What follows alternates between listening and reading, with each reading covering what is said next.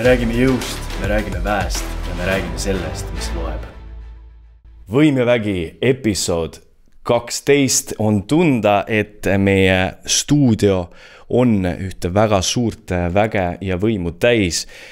Nimelt meie ette on jõudnud mees, kes on sündinud 5. novembril 1984, pärit Väike-Maarjast. Mees, kelle jaoks poliitika pole võõras, aga see ei ole üldse põhipõhjus, miks me temast räägime. Nimelt tegemist on väga super tugeva mehe ja ikooniga.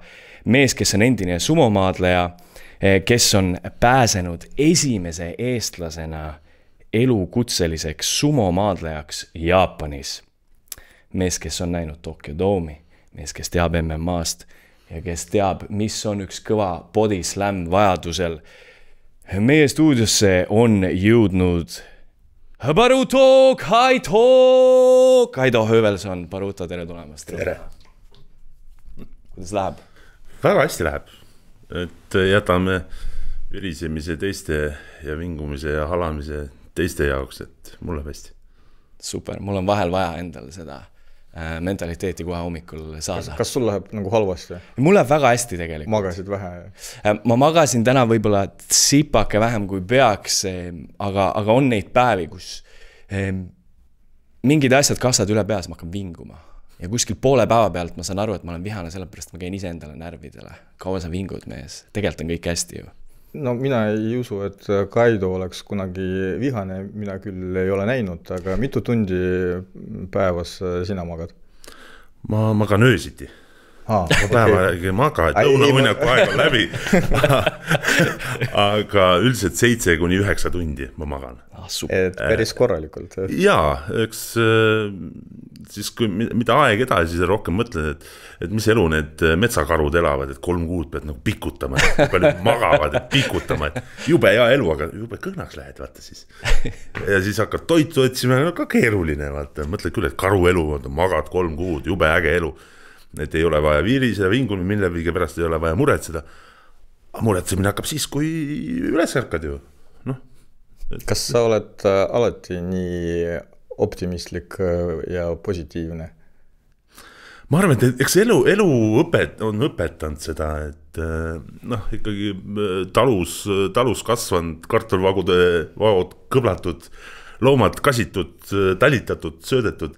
Et ma arvan, et sealt kõik see on selline pihta hakanud ja kindlasti see Jaapani 15 aastat on ka nagu väga palju kaasa andnud, et kõik see mentaalne pool ja kõik see, kuidas nad mõtlevad ja kõik see kultuur ja traditsioonid, et need kõik nagu kokku on, et selline ma olen.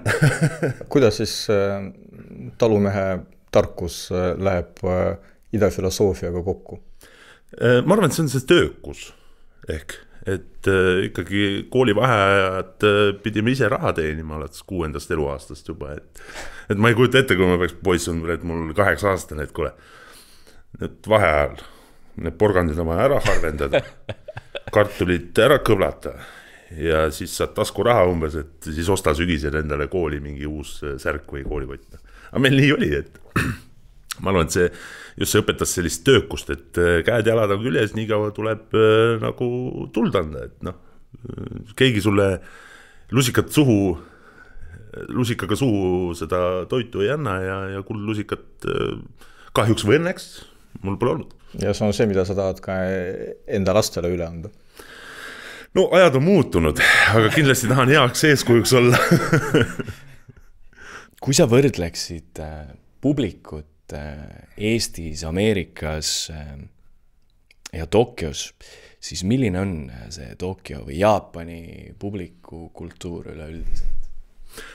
No üldiselt mingites kohtades on eestlased ja jaapanised väga sarnane, et kui ikka väike 100 grammi all ei ole, siis häälepaelad nagu lahti ei lähe, vaata. Väga palju ei räägita. Samas selline spordipublik on ikkagi see, et omadel ikka elatakse kaasa. Sellepärast tihti peale nagu tundsin ennast sellise natukene diskrimineeritud nagu olukorras, et jaapanlastel elatakse, aga see mulle ei elata. Aga selle jätame kõrvale, loomulikult ma saan ka neist aru. Aga üldiselt on sellised, kui on tulemus, siis elatakse kaasa, aplodeeritakse, kui kellelgi on vigastus, keegi ei aplodeeri, noh, selline väga tagasihoidlik, alalhoidlik ja ühele või sellele spordile suunatud publik on, et noh, sa tunned ennast mingit nagu, et ei ole nagu, areenil ei ole nagu vahet, et kas sa oled, mis maalen sa oled. Et kõigile ikkagi, noh, sumos vähemalt elatakse ka, noh, see on ka arusaadav, kuna sumos on ikka selline, sumo on küll Jaapani populaarsusest 3. sport, peale pesapalli, peale jalgpalli, et on 3. sport ja selline sumo, selline keskmine nagu fänn on ikkagi selline 40+ inimene, et nad ongi sellised, see on nagu elustiil, et lähed vaatama sinna halli seda sumo turniiri, siis väike sake kaasas ja noh, siis sealt tuleb ka see tuju, vaata. Käib asja juurde. Loomulikult. Tõenäoliselt paljud ei tea, et karate, no, mille kohta meie arvame, et see on selline traditsiooniline Jaapani võitluskunst, siis Jaapanis see tegelikult ei ole eriti populaarne, rääkimata sellest, et no jaapanlased ka ei arva, et see on nende võitluskunst, kuna see on tulnud Okinawast ja see, mis nagu tõepoolest on Jaapani võitluskunstide kaubamärk, see on nagu sumo. See on väga traditsiooniline, väga ajalooline ja see, et teisest riigist inimene saab sinna sisse ja teda võetakse omaks, see on unikaalne saavutus. Millal sa said aru, et sind võetakse omaks? No kindlasti sumo juures on väga, väga oluline asi see, et sa pead keelt oskama. Et tihtipeale tuleb välismaalt jalgpallur, pesapallur, kellel on alati tõlk, kes tõlgibki see 2 või 3 või 4 aastat. Aga sumos on just see, et sa pead õppima selle keele ära. Esimene asi, pool aastat õpidki keelt, noh, trenni teed sama aeg, aga õpid keelt. Et ja kui sa juba oskad öelda tere nagu inimestele, siis see on juba, õppis ära küll, ei olegi midagi häda selle. Aga ma tuleksin nüüd tagasi korra sinu eelmise küsimuse juurde, et nende fännide vahe, et noh, Ameerikas on kõike on nagu presenteeritakse kui suure show'na, et noh, entertainment. Ja siis on fännid ka nagu entertainment, wow. Sellist vaud nagu Jaapanis väga ei ole ja noh, ma arvan, et Eestis ka, et noh, seal on suur vahe ikkagi sellist tagasihoidlik rahvas on ikkagi see jaapanlane, nagu meie eestlasidki, armsad tagasihoidlikud, aga kui see 100 grammi on ikka sees, siis räägime kõigest ja kõigist. Aga kui distsipliinist rääkida, Jaapanis on ka väga suur asi professionaalne showmaadlus ehk wrestling siis meie keeles. Ja et kui sa üldse nüüd välismaalasena lähed ja hakkad wrestlinguga seal tegelema, sind pannakse nii-öelda juuniori astmeks kõigepealt, seal ma räägin siis, mis toimub tagaruumides. Sa pead oma selle märgi ära teenima, ehk sa teed süüa suurematele ja vanematele wrestleritele, sa pesed põrandaid, pärast showsi sa koristad kõik ära, sa vaatad, et seal dojos oleks kõik voodid silutud, kõik oleks täiesti puhas. Kuni lõpuks sa teenid oma selle märgi ära, siis oled sina see pro level ja siis võid olla sina see, kes seisab seal niimoodi ja siis juhendab neid noori edasi. Kuidas sumo maailmas sellega on? Ma olen kuulnud, et kas seal sa pead ära teenima, et kõigepealt sa oled poiss ja siis vaikselt lähed mööda astmeid üles, kuni saadki käed puusas olla ja seal pead noogutada kaasa endast vanematega. No kas selle show wrestlingul ole ka see elustiil tulnud sumost ikkagi. Sumos on ikkagi kes kõige nooremad on, nemad koristavad, teevad süüa, pesevad, küürivad ja kõik need kodumajapidamise nagu nii-öelda tegemised on, kõik on nende õlul nii-öelda. Õpid süüa tegema, seal pead vaatama, et toosu korras oleks, paned hommikul vöösi peale, esimese ärkad viimasele magama ja nii edasi, nii edasi. Kõik need sellised kodutööd ongi neile noorte õlul. Ja kuidas sa sealt välja saad, noh, see on täpselt see, et kui kiiresti sa oma karjääriredeli nagu tõused. Minul läks aega nagu 18 kuud, 14 kuud olin niimetatud seal noorte seal köögis nii-öelda, ütleme köögi poolel. olin. Ja kui sa saad nagu karjääriredeli esimese 74 hulka juba, siis sa saad esiteks oma toa, mis on ka seal samases majas, ehk siis klubihoones. Lõpuks saad, jah? Jah, et selle ääni me magasime nagu 12 ühes toas, et igas toanurgas oli üks telekas ja siis õhtuks siis kõik kogunesid kuhugi toanurka telekat vaatama, aga 12 magasime. Mis sa arvad, kes kõige paremini magas, kui 12 meest on toas? See, kes kõige rohkem väsinud on kogu nendest toimetustest.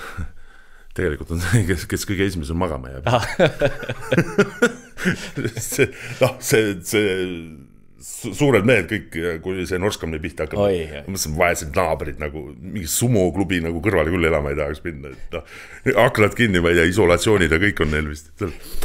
Aga jah, väga sarnane selle süsteem, et mida kiiremini sa tugevaks saad, mida rohkem sa trenni teed, seda kiiremini sa sellest poisikese nagu rollist nagu välja saad. Aga mõni ei saagi. Kas Jaapani ühiskond on jätkuvalt nagu väga hierarhiline, et see, mida sina kirjeldasid, ei ole ainult ju nagu sumo omapära. See on Jaapani kultuuri, tegelikult saab öelda ka idakultuuri nagu omapära. Et kui sul on tiitel või siis ametipositsioon, rääkimata sellest, et kui sa oled vanem, siis sinu suhtes on lugupidamine, ja kui sa oled noor ja esialgu mõttetu, siis sa magad nagu suures ruumis koos nagu teiste meestega, aga kas hierarhiline ühiskonna ülesehitus on Jaapanis nagu jätkuvalt tunda, et selline? Jah, suurlinnades võib-olla ei olegi seda nii väga enam tunda, aga maakohtade on eriti, et ikkagi esimesena läheb tussi alla pereisa, siis perepoeg ja siis lähevad need teised pudinad sööma hakkavad samas järjekorras tegelikult.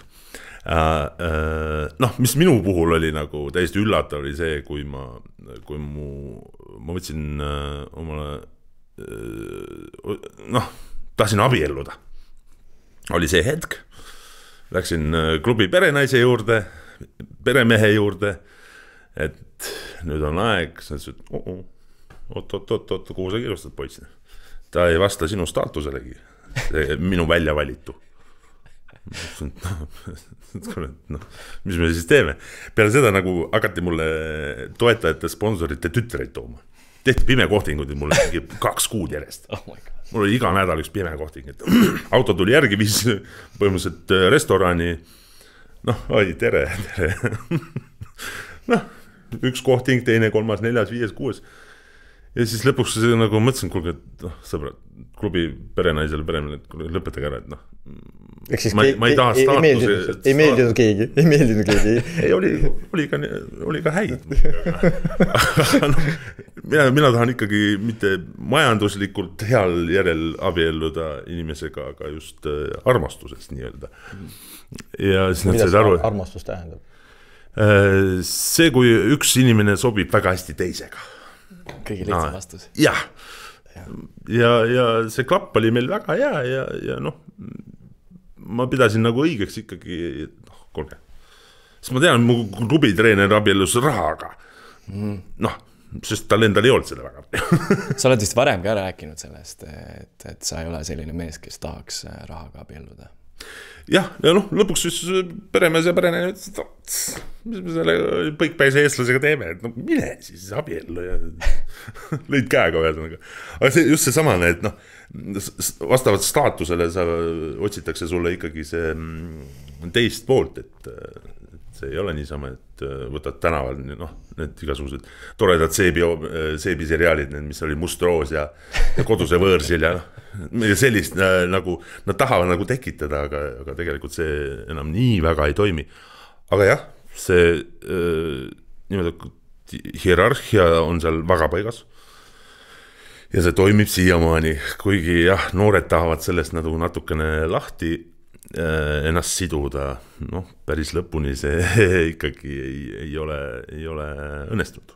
Missugune kultuur on siis sinu nagu peres? Minu peres? minu peres on kõike natuke. On slaavi kultuuri, on eesti kultuuri, on jaapani kultuuri. Räägime ka ikkagi 3 keeles, jaapani keeles, sest seal on nii ägedad sõnad, mida eesti keeles ei ole lihtsalt, mingid sõnad. Siis räägime vene keeles, räägime eesti keeles, et kõike natukene. Et ma arvan, et see rikastab, et väike see Eesti meil on, et jaapanlase jaoks on nagu üllatus, et ma oskan 3, 4, 5 keelt rääkida, mis mõttes me oskame jaapani keelt ainult. Mõtlesin, aga teid on ikkagi 135 miljonit inimest, et meil Eestis on, alati toon võrdlus, et kui palju jaapanis inimesi elab? Üks eestlane võrdub 100 jaapanlasega. Väga lihtne võrdlus. ja siis nad saavad oma maal nagu kõik tehtud ja neil ei ole, kellelgi on maismaa piiri, saareriik, et kui te nii arvate, et on vaja mingit keelt veel juurde õppida, palun õppige, aga minu jaoks on see normaalsus, et ma oskan nagu mitut keelt. Kes on siis pealik sinu peres? 50-50. Aha, võrdsus. Mina olen 51. Ikkagi? Jah, enam. Seda ma saan praegu öelda, et kodus on teised asjad. Aga kas on sellist ka nagu patriarhaalset nagu suhtumist, et nagu mees on nagu pealik ja naine midagi ei otsusta ja... Ei, kindlasti mitte, meil ikka peres on ikka läbirääkimiste teel tulevad nagu kõik otsused. Emotsionaalsed otsused teen mina üksinda. Emotsionaalsed otsused? Jah. Näiteks? Näiteks, kui ma tahan omale paati osta kalale minekuks. Seda ma ei julge küsida, sest ma tean, mis sealt tuleb vastus. Aga muud otsused, mis pere puudutavad või puhkuseid, igapäevaelu, et need ikka räägime läbi. Sina saad oma naisega hästi läbi ja kindlasti sa austad oma naist väga. Küll aga meil on probleemi tänapäeval väga palju nende asjadega, sellepärast, et see intseli kultuur ja misogüünia mõju on päris suureks läinud. Meil on tekkinud erinevad influencerid, kes arvavad, et on väga okei noortele sisestada seda, et naised on pahad, naised on halvad, teha naiste välimuste üle mingisuguseid kommentaare ja otsuseid, kuidas naine peaks välja nägema. Mina olen absoluutselt selle vastu, ma arvan, et ei ole ka saladus, et Geo Amazing ei ole Andrew Tate'i fänn. Kuidas sinuga on? Kuidas sina näed seda asja? Jah, kõigepealt meil kõigil tuleb kõigepealt peeglisse vaadata, et ega mina ka mingi kullatükk ei ole. Et alustame sealt. Teiseks kindlasti, nii see paraku on, et naistel on erinevad kohustused, pannakse juba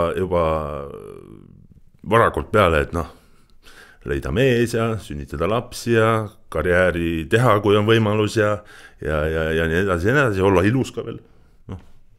Meestel on nagu selles suhtes lihtsam, et kui kalapükk välja jätta. Et meie kohustus on nagu seda pere nagu toitmine, see ei tähenda seda, et mina ainukesena teen, sina ei tee mitte midagi. See ei ole nii kindlasti.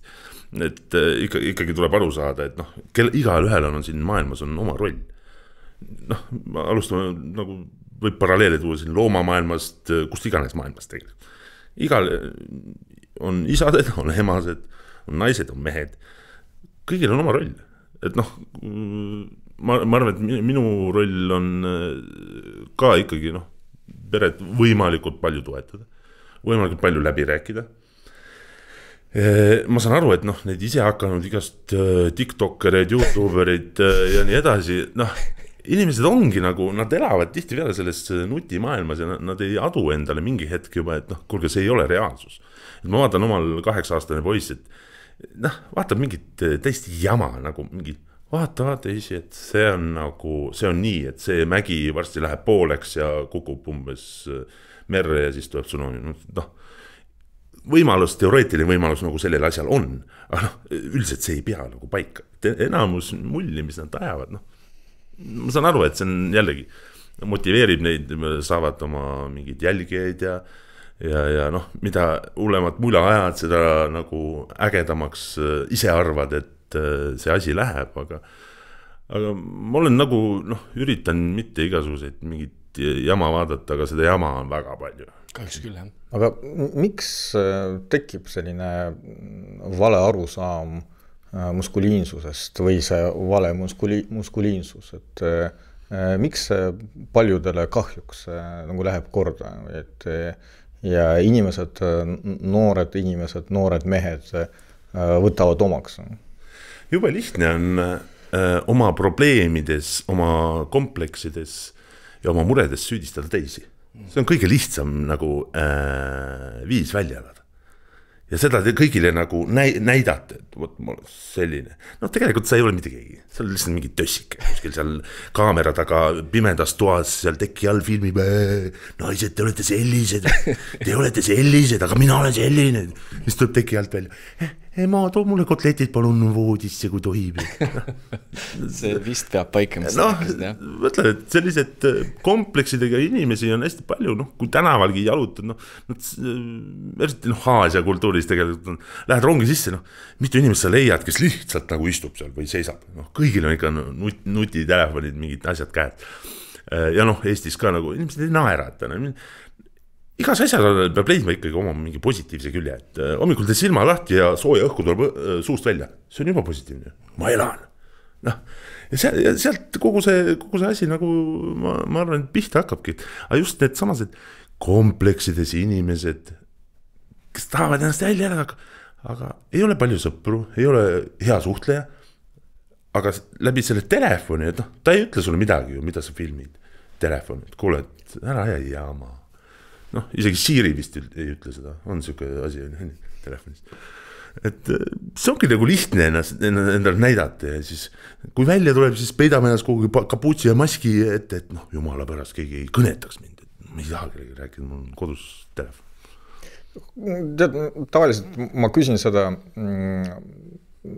lõpus, aga ma küsin nagu praegu, aga mis on siis õige nagu käitumine, et kes on siis nagu õige mees, et kuidas sina seda näed?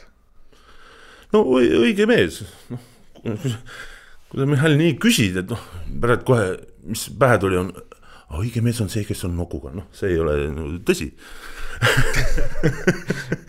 Et õige mees, eks iga üks peab leidma endast selle õige mehe, loomulikult mis on sinu valem? Minu valem olla see, kes sa oled. Saada aru, et inimesel ka aju on selleks, et mõelda, et filtreerida mingeid asju, mida sa ütled, mida sa teed. Ja mina elan alati minut 2, 3, 5 või paar päeva ette. Et erinevaid situatsioone enda peas, kui juhtub see, mis ma teen, kui juhtub see, mis ma teen ja nii edasi. Aga kes või mis on see õige mees? Ma arvan, et igaüks peab selle iseendas nagu leidma. Kui ma vaatan sind ja me küsisime ka sinu käest, et miks sa oled nagu nii nagu positiivne ja optimistlik, aga võib-olla sellepärast, et päriselt tugev mees ei pea ennast kogu aeg kehtestama, eriti teiste arvelt, eriti nõrgemate arvelt.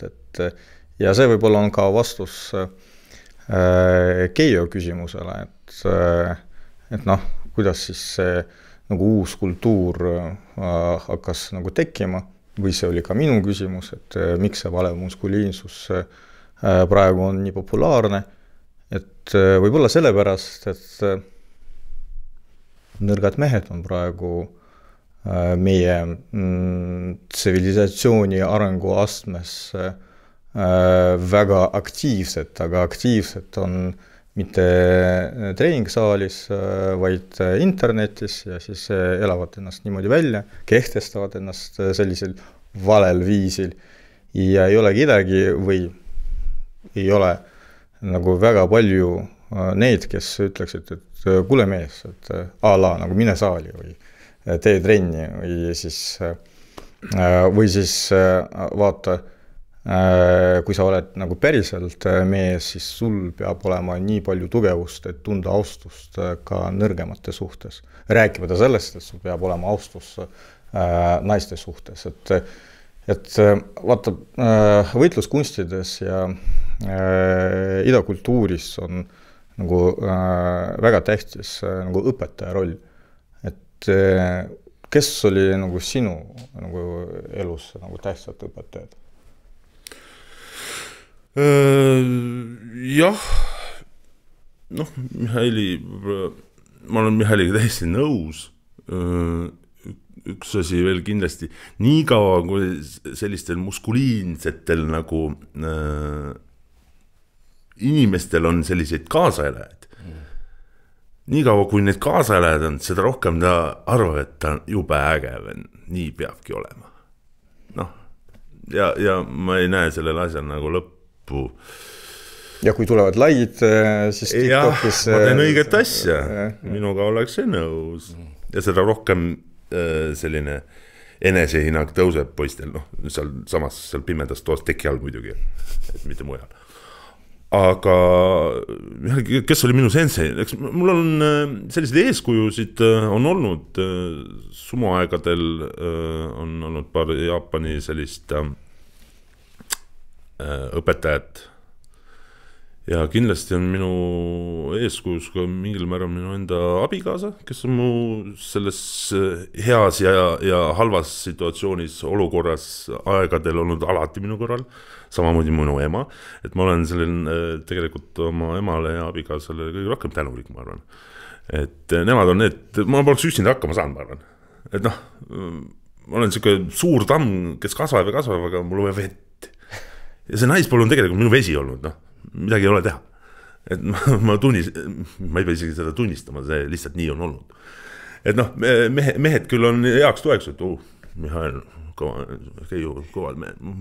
Aga noh, see ei ole ikkagi selline, naiste selline toetus on ikkagi selline, naispoole selline toetus on rohkem selline emotsionaalne, nagu hingeline. Noh, seda on vaja.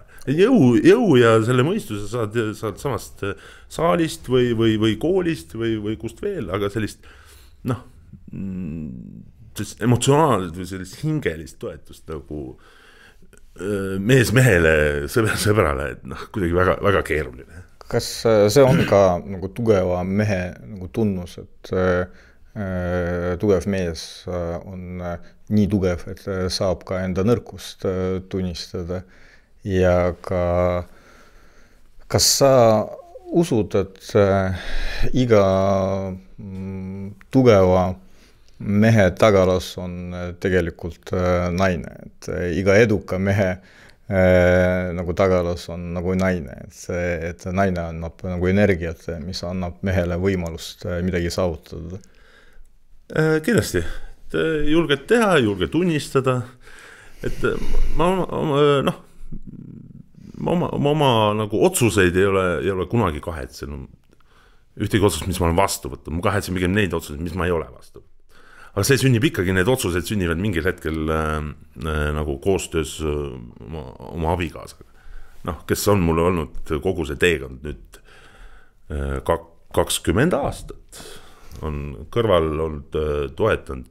Et loomulikult, kui oled eksinud, siis tuleb lihtsalt aega võtta. Tuleb see 5 minutit sellest pilgust nagu korra tagasi tõmmata ennast, rahuneda, aga mitte teki all koos mingi videoga. Ja siis minna uuesti rääkima, et vaata see rahunemishetk on ka hästi tähtis. Et mõlemad pooled korra rahuned, anna andeks sulle, sul on õigus. Mida nagu minu iseloom ei tahaks üldse öelda, et sul on õigus.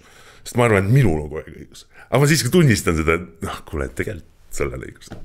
Et noh, ma arvan, et need olulised aspektid, et julge oma nõrkusi ka väljendada. Et noh, enamus inimesi ei julge, ma ei oma kompleksidest rääkida, et mul on see, kas mu tukk on okei või? Kulmud on ka okei. Et noh, tegelikult need on sellised väga väiksed asjad, aga just naisterahvastel läheb see hirmsalt. Ei, sa oled väga hea täna välja.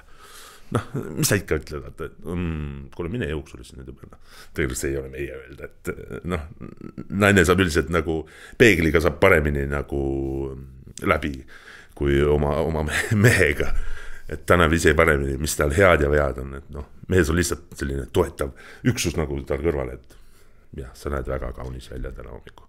Ärge ei tohi nagu karta seda, ei tohi häbeneda seda, et noh, kui sa jah, üks päev tuled koju, kallis, sa näed nii hea välja, 20 aastat pole sellist asja olnud, kuule, sa tahad mult lahutust või mis sa tahad nüüd, et kuidagi väga imelikult oled hakanud käituma.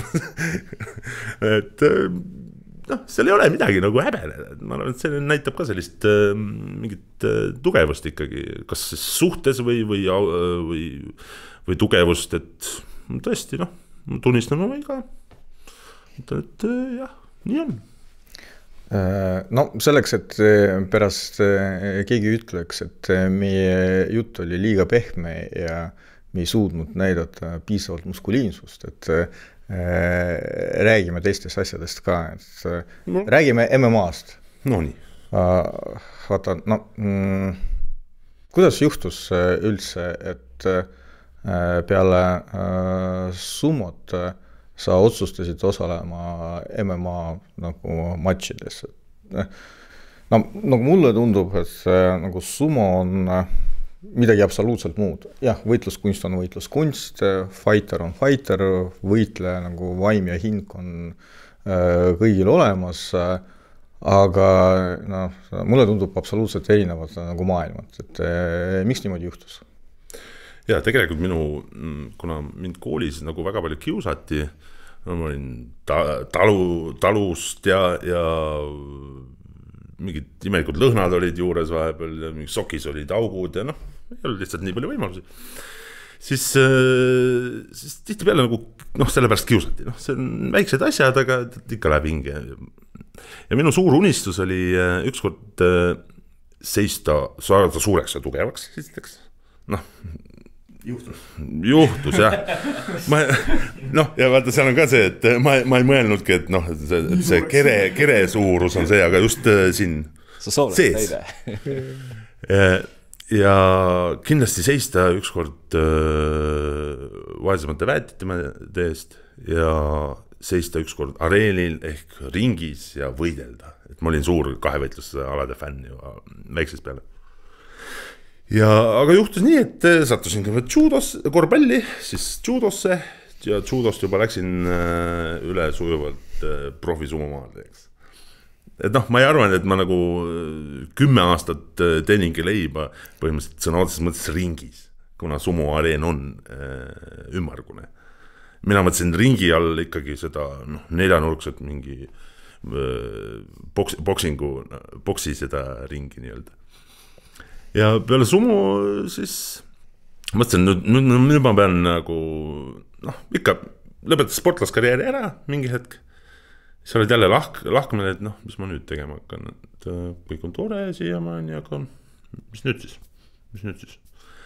Ja siis sellel ajal oli väga populaarne kahevõitlussari oli Raisin, kus üle maailma tulid suured kuulsad kohale, fightisid, ja siis mõtlesin, võiks ju proovida. Ja jutuajamise käigus, noh, selle Raisini omanikuga saigi nagu nii kaugele, et jah, poole aasta pärast ootame sind fightima. Et noh, see oli minu väike nagu unistus lapsepõlvest peale. Ja tegelikult see on nagu äge. Ma arvan, et see, kui sumo ajal on selline tagasihoidlik, selline alalhoidlik, selline väga kena selline publik, et siis kui midagi läbi saab, siis on aplaus ja selline, siis nagu MMA-s oli see, et algusest peale kõik lärmavad, see on nagu täiesti teine emotsioon, issand jumal, kuhu ma nüüd sattunud olen, et sumo ajal juba lõpus on nagu, noh, keskendu oma matšile, et noh, ümberringi tundus nagu mingi kartulipõld. et noh, võib-olla kehva sõnavalik, aga et noh, ümberringi on nagu kartulid istuvad või on seal angaaris kuskil toimub see matš, et noh, keskendusidki nii palju. Aga seal sul ei olnud aega selleks faidiks keskenduda. No siuke lärm oli ümberringi ratas, muusika, mingi asjad. No täiesti siuke, wow, kananaha tõmbas ihule nagu esimesed 2 faiti, et aga see, mõtlen, noh, veel kord, see oli minu väike eluunistus ja nüüd peale päris pika pausi sul tulevad veel nagu matšid?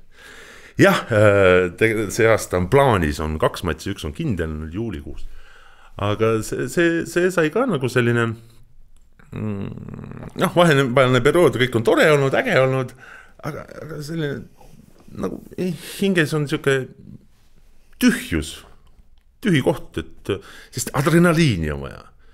Et noh, sõidad siin Tallinn-Narva maanteel, et 90 märkab, ma sõidan 130-ga, jube äge, see on adrenaliin. No, see ei ole ka siuke adrenaliin, et just sellist faidi adrenaliini. Ja sa ei ole nagu 130 sõitnud, sa lihtsalt mõtlesid nii, et... Ja ma mõtlesin, et noh, sellist adrenaliini mul ei ole vaja, et see ei ole see. Ei ole vaja muidugi. Ma täiesti mõistan sind, see ei kao kehast mitte kunagi ära. Ma arvan, et Mihhail, sa tead ka seda tunnet, see mitte miski muu ei asenda seda kõige-kõigemat. No mul on jätkuvalt see unistus olemas veel nagu osaleda veteranide seas, et noh, kogu aeg see mõte nagu käib. Et ma arvan, et see on iga sportlase puhul nii, ükskõik mis vanuses sa oled, eriti kui sa tuled saali või vaatad võistlusi, et noh, kindlasti tekib see mõte. Mul hakkad alati. Ja, et nagu võiks proovida veel. Jah, sa lähed nagu, sul on puudu see, et sa vajad nagu eneseteostust, enesetõestamist just enesele, mitte kodus seal naisele või kedagi, kuule, ma olen kõva mees. See lähed välja, vaatad, noh, see kõik see kogu see etapp selle matšini, et võt, maikuus ma olin selline, juunis selline, juulis selline ja nii edasi, et noh, see etappide kaupa jälle tuletad meelde, see annab energiat, see annab sellist positiivsust, et sa tegeled midagi, sa elad.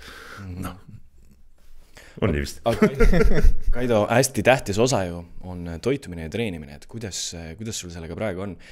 Kui sa jõuad või jaksad või viitsid, siis räägi korraks, kuidas see sumomaailmas oli võrreldes sellega, mis ta praegu on, sest ma tean, et täiesti erinevad asjad. See sumomaailmas toitumine ja sumomaailmas treenimine versus siis see toitumine ja treenimine, mis sul praegu on. No üldiselt sumomaailmas toitumine on 2 korda päevas süüakse. Väga palju. Ja palju, sest esimesed hommiku kella 6 ikkagi 11, 18, 5, 6 tundi on trenn, siis on esimene söömaaeg ja siis on õhtusöök. Et ongi, siin on nagu DNA poolt väga palju kaasa antud, et mul ongi kere suur. Ma ei ole ta söönud suureks. Seda ma ei arvanudki. Natuke arvasid. Ma lihtsalt usun, et sa suudad rohkem süüa kui mina. No enam mitte, tegelikult. No, nii palju on geneeliliselt nagu kaasa antud. Ja ei olegi vaja seda mingit suuri koguseid süüa. No, sa lihtsalt treenid ennast ikkagi, oled nii suur ja treenid ennast suuremaks. See ei tule nagu toidu pealt.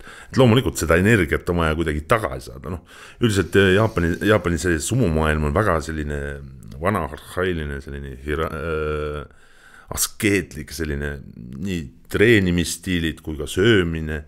Et noh, sa söödki riis. No, tegelikult riis on väga toitaine selline vaene asi. Et kas sa pidid ise ka seda suurt suppi seal segama ja tegema neile? Ja ikka. Ja endale siis ka. No mina sõin viimasena, siis kui olid kõik vanemad vennad olid ära söönud ja juba puhkama läinud, siis me hakkasime sööma, koristama, siis saime alles tusjale ja need, sumomaailmas on ka ikka see nagu toimib. No praegu üldiselt treeningud käivad. Käin nii Tallinnas Rakveres, kui nüüd juunikuus on terve kuu, olen tegelikult Jaapanis laagris. Toitumise koha pealt, ega ma pole suur, nagu sa näed, ma pole suur kaalujälgija kunagi olnud. Et tuleb lihtsalt natuke lihast veel kasvatada ja just kiirust ja liikumist, et kogu see tehniline matemaatika on ju tegelikult olemas, know-how nii-öelda siin kuskil. See tuleb lihtsalt meelde tuletada, et mingil meelel vanarasva pealt minek ma arvan, aga annan edasi. Aga kui rääkida nagu tehnikast, siis nagu maadluse osas kellelgi ei ole nagu küsimusi, et mis tasemel on sinu tehnika, aga löögid. Boksitehnik, jalalöögid, et kuidas siis nagu sellega on? Mul on väga lihtne nagu loogika, et kas ma annan või ma saan? Ma pean keskenduma sellele, et see on väga peen tehnika.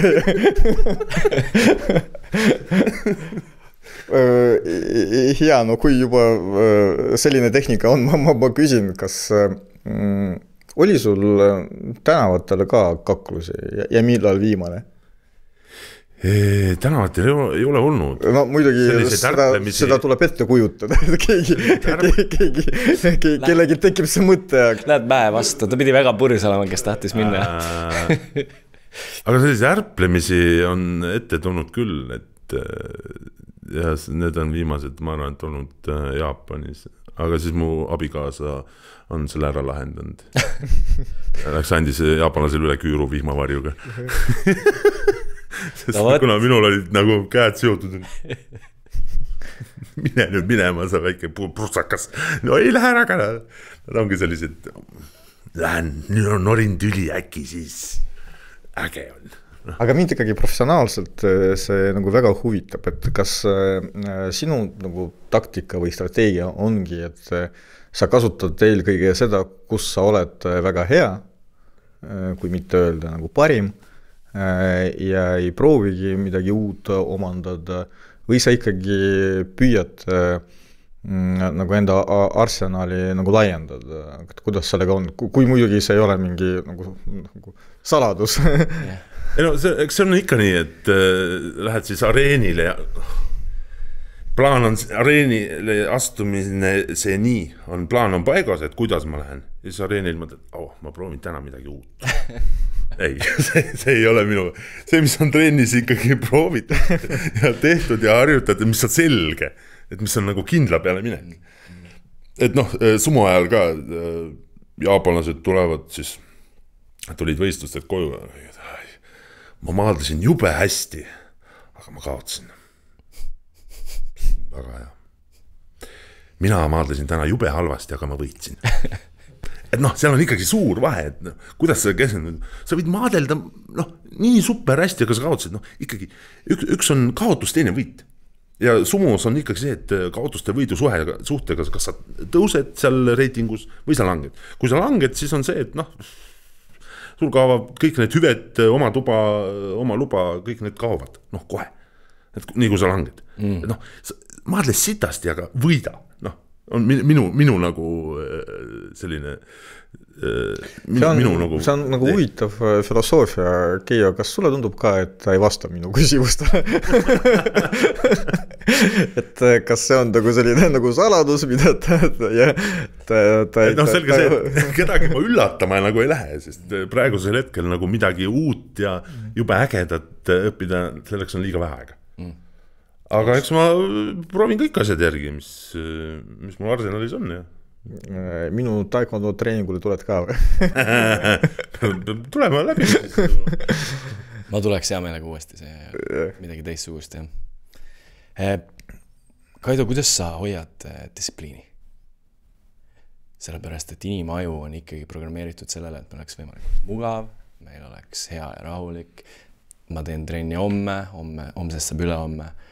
Ma olen täna vähe maganud, täna ei viitsi, et kuidas sa seda joont hoiad, et mul on vaja täna see ära teha, ma pean ka trenni minema, ma ei tohi unustada, et üle homme mul on vaja veel see ära teha. Sest kuna maailm on nii kiire, me ju lükkame tegelikult neid asju, aga kuidas sa lähed sirgjooneliselt kogu aeg edasi? No tegelikult see on väga lihtne, see ei ole mul kuskil kirjas kalendris, et see peab nii minema, aga kuna mul on ettevõtte Jaapanis üle 10 aasta juba, siis ma alustan hommikul kell 6 pean kindlasti ärkama, sest siis on Jaapanis juba kell 12 lõunaaeg. See on sul kindel? Jah, enamjaolt, laupäev pühapäeval välja arvatud. Et siis me peame koosoleku tegema oma abilistega. Et see on nagu kindel, et enne lõunasööki peab Jaapaniga koosoleku ära tegema, sest kui nad lõunasöögi ära söövad, siis aju enam ei tööta nii hästi. Et siis läheb juba allamäge see töö see, kuidas seda nimetaks siis? Töörütm, jah. Ja siis poiss hommikul kooli ja siis on juba 2 tundi minu enda aeg. Minispordikompleksis on selline toredad uuendused ja asjad tehtud, kus on rahulikult nagu omas mullis nagu treenida, kuna hommikulised trennitegijaid ei ole väga palju. Ja siis ega peale lõunat, ma olen selline hommiku inimene. Peale lõunat on ka siuke, et juba selline tahe vaikselt, kui niiviisi kukub. Aga siis natuke sunnid ennast ikka, et ei lase ennast käest, et kuidagi motiveerima ka ennast ikkagi, et kui sa selle eesmärgi täidad, siis sa saad omale uue õnge osta. Aga räägi natuke, et mis on veel sinu elus nagu tähtis, et sumo muidugi, aga veel? No, ma arvan, et praegu on kõige tähtsam nagu minu enda pere, kasvav laps, kes on ka väga hea tubli spordipoiss. Et ma arvan, et tema nagu selline, kuidas ta kasvab ja mis suunas kasvab ja see on nagu minu praegu võib-olla kõige huvitavam aeg. Sul on Jaapanis äri, sul on Jaapanis ka teisi tegevusi.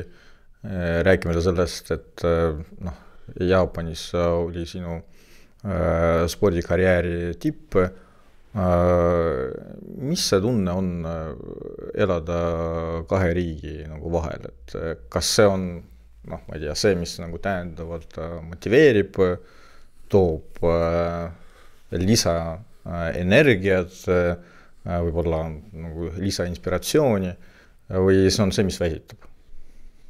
No, esiteks ka Eesti ja Jaapani vahel on ainult üks riik. Nii mõelda, siis ta ei ole väga kaugel. Aga ma arvan, et kunagi Gruusia president ütles nagu samamoodi Saakašvili, kui ta külastas meid, siis ta ütles, et tegelikult Gruusia ja Eesti on naabrid, aga lihtsalt vahel on üks väike üks riik on. Väike riik. Et sellisena see elukorraldus on läinud. Ega ma spetsiaalselt ka nagu hirmsalt ei bussida, aga üks asi viib teiseni ja teine kolmandani, kolmas neljandani. Tihti peale mõtlengi, et mingi kohtumine, mingi mehega, kes tahab midagi müüa kuhugi kellegile Aasiasse, ma ei tea, sunnid ennast mingile kohtumisele, aga tihti peale sellest kohtumisest ei saa asja, aga selle kohtumisel olnud teises kontaktist on saanud asja ja nii edasi, kuidagi see võrgustiku selline punumine, see on olnud minu jaoks nagu väga äge teekond. Et üks asi viib teiseni, teine viib kolmandani ja nii edasi. Et see, et sa lähed sellel vastu tahtmist, käid selle kohtumisel ära, aga sellest kohtumisest järgnev kohtumine, sellest juba on tulnud midagi, ehk siis 100 sellisest kohtumisest, kui nagu 4 kohtumisest, sellest 100 kohtumisest, kui 4 kohtumisest kasu olnud, see on juba nagu super. Et mulle meeldib, kui minu kontaktvõrgus nagu laieneb, et see ei ole ainult Aasia, praegu on väga palju iga-aastaselt, käin ka Dubais näiteks, 2 korda aastas vähemalt, et see on nii äge ja see on kõik tänu tegelikult sellele sumu maailmale, Jaapanile ja see, et ma sinna üldse sattusin ja läbi ikkagi judo, kus ma alustasin, et oleks ma korvpalli nagu edasi punnitanud, ma ei tea, mis või kes ma oleks praegu tegelikult ja kus ma oleks. Ameerikas. jah, seda võime ainult baseerida, et kus me oleme ja kuidas. Aga just, et ma selle tee valisin, omal ajal olen teinud lihtsalt vähe mõistlikud lahendused.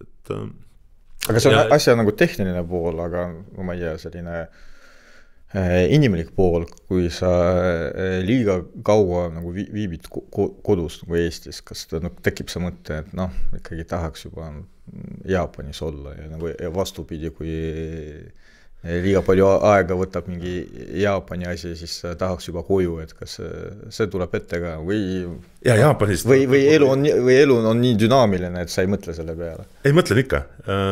Nüüd veebruarikuus olin terve kuu aega, olin tegelikult Tokyo, Dubai. Kuu aega olin kodust ära. Siis oli küll nagu, millal juba see tagasi saan. Ma armastan Eestit, ma armastan siin eluolu, ma armastan siit 4 aasta aega ja Lääne-Virumaa selline idüll ja rahulik siuke liiklus ja elu, siuke kulged väikselt. Aga Jaapan on just selline, et hommikust peale õhtuni, siis on õhtusöök, mis on väga tähtis ja nii edasi, et tihti peale nagu Jaapanisse tahan minna selle väga hea toidu pärast. Aga mul saab 2 nädala nagu juba ring peale põhimõtteliselt oma lemmikkohtades. Ja siis ma tahan koju tagasi. Aitab küll, eks ju. ja kohtun 2 nädalat on selline aeg, kus ma nagu rõõmuga. Peale seda tuleb nagu koduigatsus peale. Muidu mina käisin Jaapanis ainult üks kord, vist oligi üks kord Tokyos ja see, mis jäi meelde, oli samamoodi toit. Loomulikult mitte ainult, aga ma lihtsalt mäletan, et ükskõik kuhu mind kutsuti, kas oli Jaapani või Korea restoran või see oli võileib, mida ma ostsin kioskis, et kõik oli nii nagu maitsev, nii hea. Jah, see värskus, see kvaliteet ja kindlasti see, kõige tähtsam on ikkagi see tooraine, millest sa seda kõike nagu teed. Aga jaapanlane on ka see, et kui ta alustab sellega, siis ta viib selle asja kindlasti lõpuni ja sealt lõpust veel edasi lõpuni.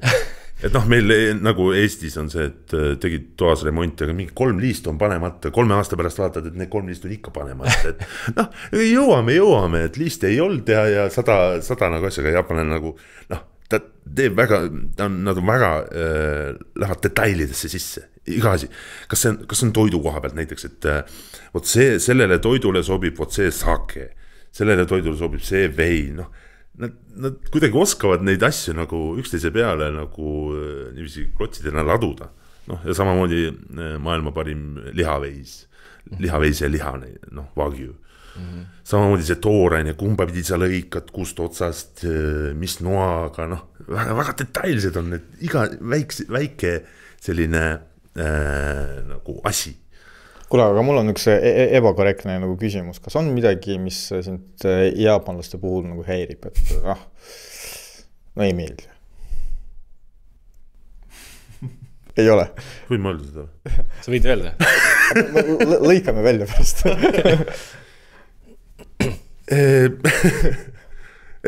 Mingid asjad on ikka, jah. Üks asi on see, et tihti peale nagu karvu ei eemaldata.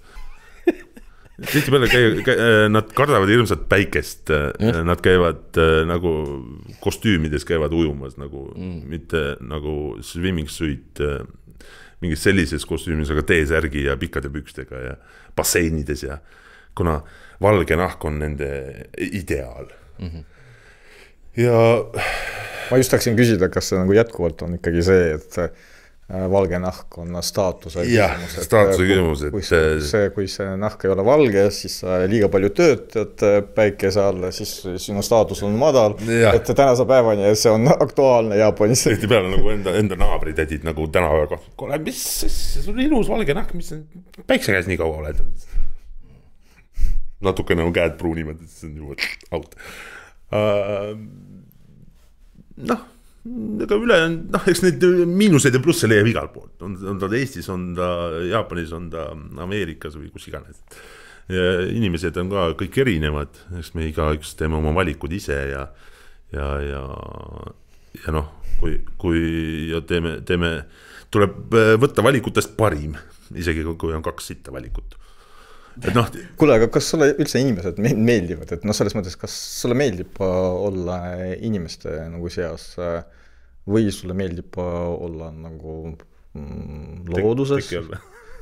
no teki all ka, aga nagu looduses, enda mõtetega või spordisaalis, enda harjutustega, et mis laadi inimene sa oled? Jaa, mulle väga nagu sellised mingid kogunemised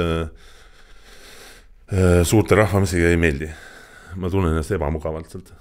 Ja sellised väga peened vastuvõtud ka, nagu näiteks mind on peaaegu iga aasta kutsutud presidendi vastuvõtule, ma ei ole ühelgi käinud. Kuna ma eeldan, et ma ei tunne ennast seal mugavalt, et nagu kuidas istuda, kuidas astuda, kuidas hoida, kuidas seda, ma olen selline lihtne maalis, et pigem loodus ja treeningsaal. Ei ole midagi erilist, tule järgmine kord. Lähme koos. Enam ei kutsuta ka. Enam ei kutsuta. et ma sellised üritused nagu pressi, et aga üldiselt, Jaapanis lihtsalt sul on kogu aeg nagu hästi palju inimesi nagu ümberringi, et vahet ei ole, kuhu sa lähed ja millal sa lähed, et Kas sul kimono on ka olemas, kas sa kodus kannad mõnikord? No, pigem Eestis nimetatakse seda hommikumantliks. No, jah. Et mu kodus ei kanna, aga mul on nad täiesti olemas. Küsimus, millele sa ei pea vastama, aga ma küsin ikkagi. Kui palju oled sa kokku puutunud Yakuzaga? Sest kui sa oled võitlusportlane, siis paratamatult sul see käsi tuleb kuskilt. See on fakt. Kas nii on? Kas see ei ole mingi selline? Nagu sa näed, näpud on alles? Väga hea. Nii. See tähendab seda, et kõik Jaapani kahevõitlusalad on läbi ja lõhki põimund Yakusadest.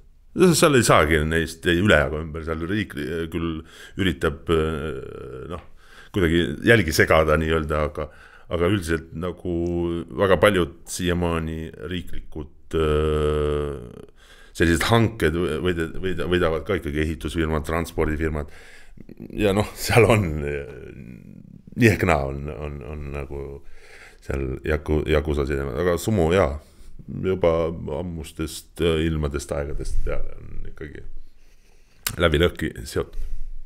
Mina olen tatoveeritud mees teatud kohtadest. On see tõsi, et pigem ära käi nende tatokatega ringi seal? Või on maailm ikkagi nii palju muutunud, et nüüd on see natuke vabam?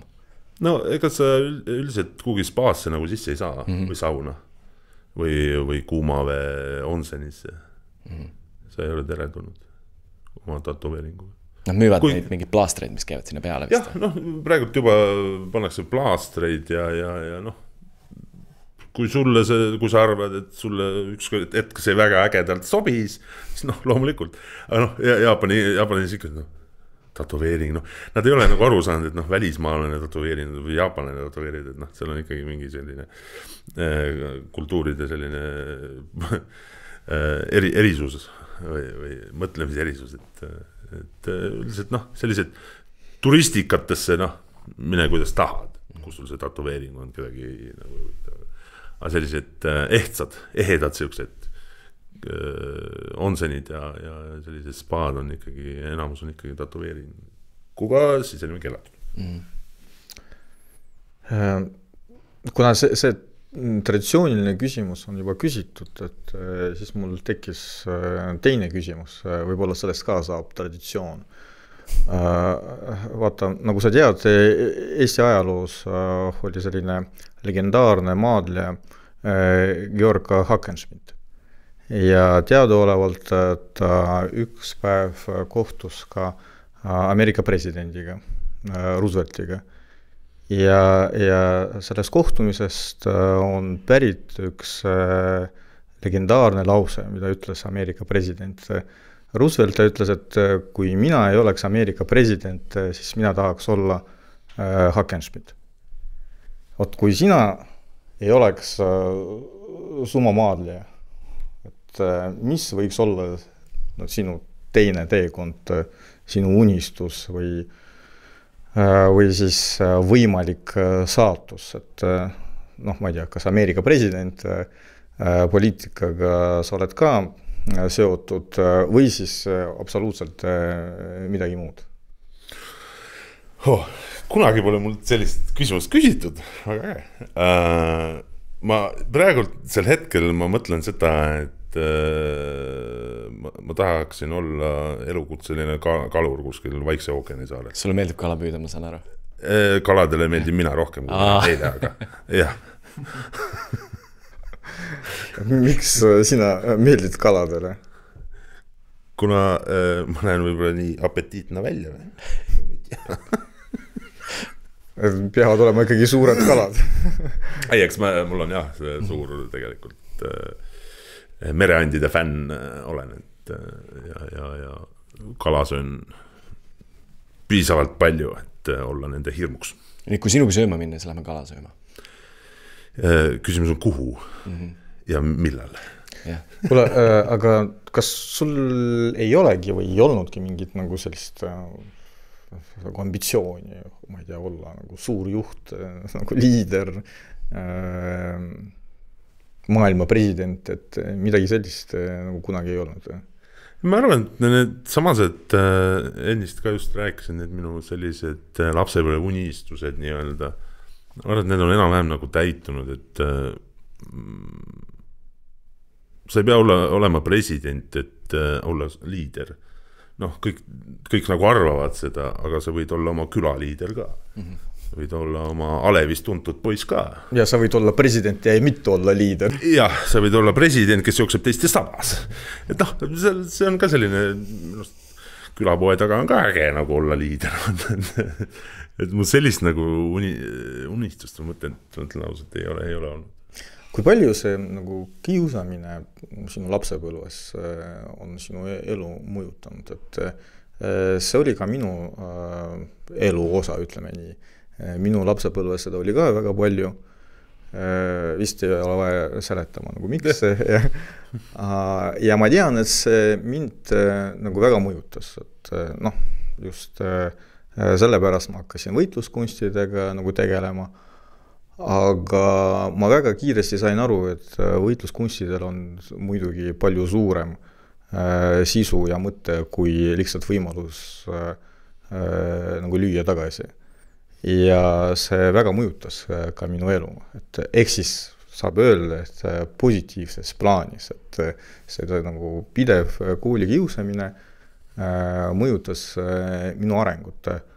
Aga no tegelikult see nii sinu kui ka minu puhul, see on suht nagu unikaalne, et see mõju on nagu positiivne. Tegelikult ei ole. Ja tegelikult ma arvan, et ka meie puhul me küll ütleme, et aga no tänu sellele me oleme nüüd tugevad ja enesekindlad, aga mõned asjad on hingesse jäänud, mis mõjutavad meie elu tänase päevani ja see juba ei ole nagu positiivne. Kas sina seda tunned, et kas sa tunned, et see on nagu sinu elu mõjutanud ja see mõju kestab tänase päevani? Kindlasti kõik kahevõtlusalad on väga sügava filosoofiaga. Et kes lähevad selleks sinna, et anda homme naabripoisile või klassivennale nagu pasunas.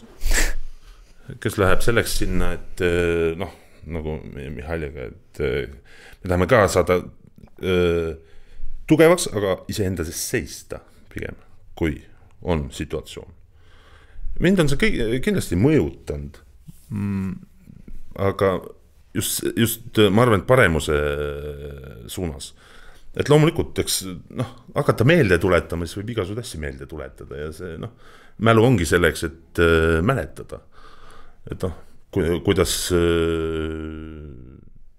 sokis on auk ja kuidas noriti ja kõik see. Samas selle, ma saan aru, et tugev inimene on see, kes suudab andestada. Et ei ole eluaegseid vaenlasi. Ja ma arvan, et eks saad vanemaks, ka nagu mu endised klassivennad, kes on aru saanud, et tõesti see oli nagu, anna andeks kuule, et nii oli. Et see, et nad tulevad, ütlevad, et kuule, me olime noored ja lollid, sina oled suur ja kuulus, anna meile andeks. See on meeldiv, loomulikult neid mälust ei kustuta. Aga just see andestamise see aspekt on selle asja juures, et sa küll mäletad, aga mis sa teed siis? Aega tagasi keera. Andestad poiss ütlesid korda. Kas see kasvatas sinus ka õiglustunnet? Jaa, kindlasti. Et noh, kui on võimalus andestada, siis ma loomulikult andestan. Aga see, et sellist koolikiusu, ma kellelgi ei soovi. Et ma arvan, et meie ajal oli see hoopis teistmoodi, kui on praegu. Praegult on see koolikius on oluliselt, ma arvan, et intensiivsem ja väga palju kolinud kuhugi chatidesse ja internetti ja seda piirata, seda pidurdada on väga keeruline. Et keegi ei julge praegu öelda, kuule sina. Et pigem see, jobu. Tead, minu elus oli seda koolikiusamist väga palju, aga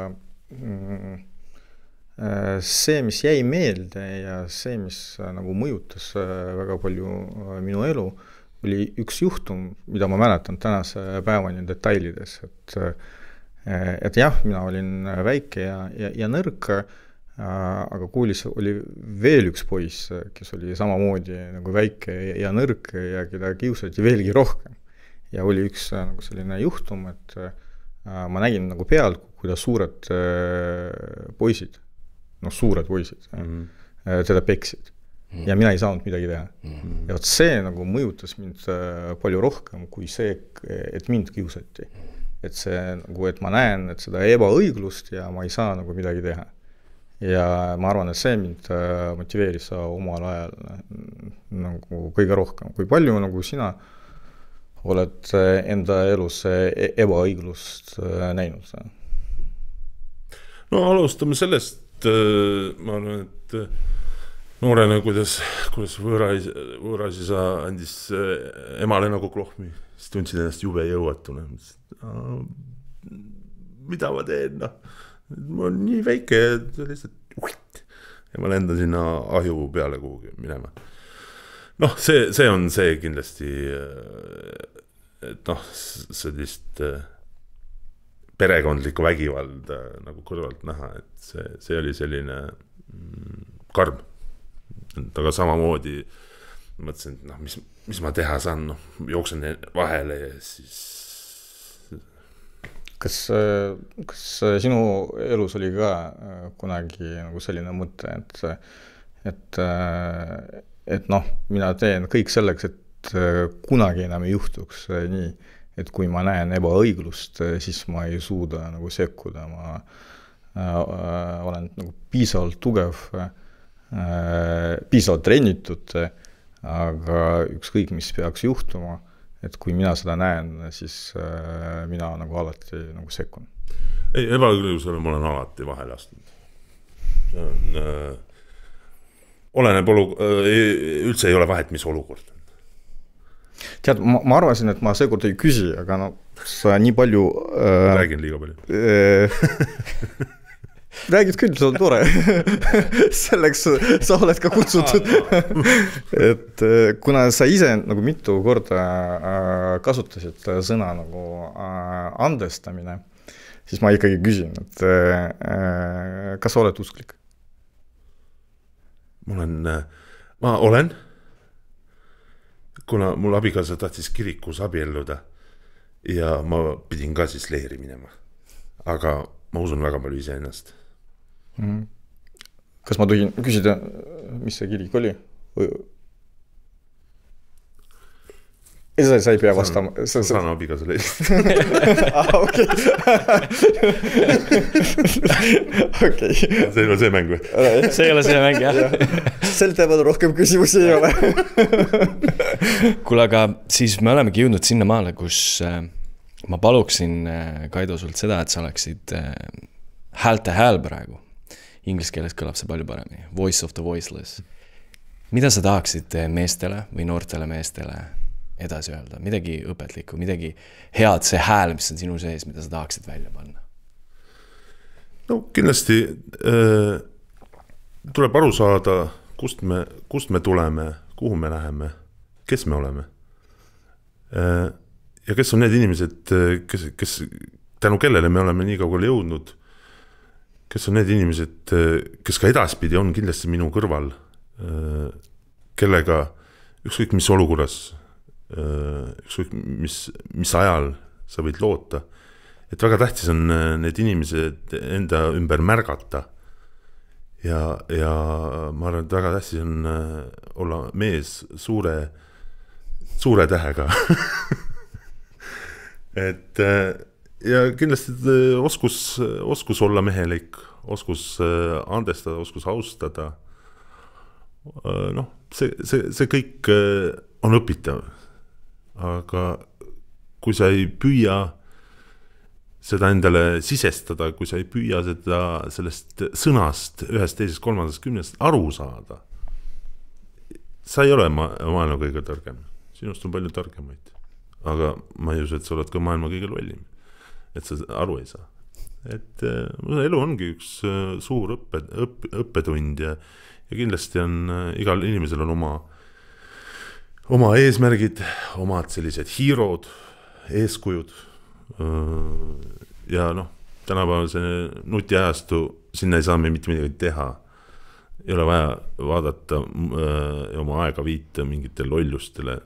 Elu on meil üks ja seda igat sekundit, igat aega nagu võimalikult hästi kasutada. Elu on õppetund ja elu on üks. Kaido, sa oled ikoon, kangelane. Mul oli väga suur au sinuga rääkida. Kõige raskem oli olla mitte fänn täna, sest mina olen tegelikult su teekonda jälginud tükk aega ja kui sinust oleme rääkinud sõpradega, see on alati Boruto. Et tõesti, mul on väga hea meel jällegi tunnistada endale seda tänutunnet, et see podcast on olemas, et Mihhail minuga siin koostööd teeb, et tänu sellele oli mul võimalus sind täna näha. Nii et kõige paremat sulle, vaata seda käevahet, see on hämmastav lihtsalt. Aitäh kutsumus. Vist minu käsi ei ole suurem. Jää selleks, mis sa oled ja tõesti sinu pealt on väga palju õppida. Minul on kindlasti õppida seda positiivsust natukene rohkem. Tegelikult on kõik väga hästi ja nagu sa ütlesid, hommikul ärkad, sooja õhku tuli, väga hea, lähme teeme praemuna ja elu on ilus. Voim ja vagi@gmail.com on see koht, kuhu te võiksite meile kirjutada. Jaga meie saadet ja kui sulle meeldis, siis follow ka seda. Nüüd mehed, kui te ei tea, kus kohast võtta nüüd kohe praegu endale mingisugune eeskuju, siis mul on tegelikult väga lihtne lahendus sulle. Kui sa vaatad minu särki, oli selline film 1995 aasta nagu Batman Forever ja Batmani mängis selline legendaarne näitleja Val Kilmer, kes kahjuks just lahkus meie seast. Vaata, kuidas ta kehastas karakterit Bruce Wayne ja milline oli Batman ja millised olid tema põhimõtted. Ja ma ütlen, et see on väga hea algus. Kui see ulmeline kirjandus ei ole päris sinu teema, siis ma arvan, et vaata seda saadet kuskil 3 korda algusest lõpuni ja kuula, mida Kaido sulle rääkis. Ja ärge unustage seda, õige mees ja üks tore ja tugev mees ei narri teisi, ei kiusa ja ei ole naiste vastu halb. Kõike paremat. Võime vägi, episood 12, Boruto!